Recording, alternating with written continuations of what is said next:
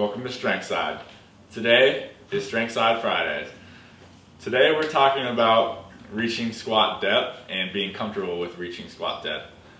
This is what me and Josh were just having a conversation about how people sometimes maybe just aren't comfortable squatting to depth.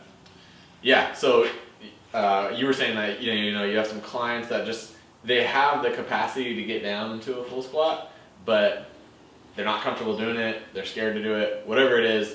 This also relates to just not being comfortable in the bottom position of a squat if you're doing back squats or whatever, right? So one thing that we see a lot is people use a box squat to correct this, right? If people aren't getting low enough, people aren't comfortable in that low position.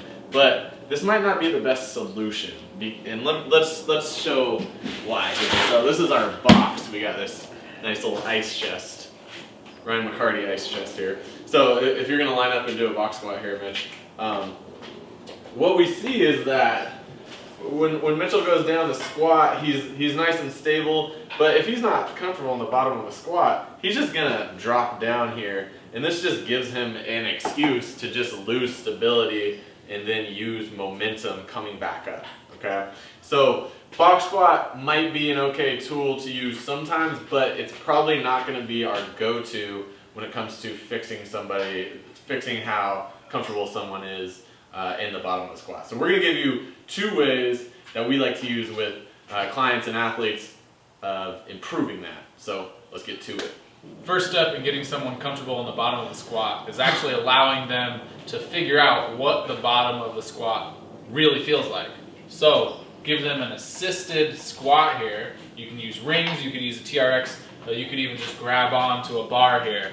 Whatever helps you, gives you some outside stability. So what we'll do is just have someone give some room here and lean back against the rings, and we'll just sit down and let them figure out their full capacity of hip flexion here. And it's okay if they're sitting back into it to start, if their knees are staying vertical, that's fine. Eventually we want to work towards getting them a little more forward in a real squat.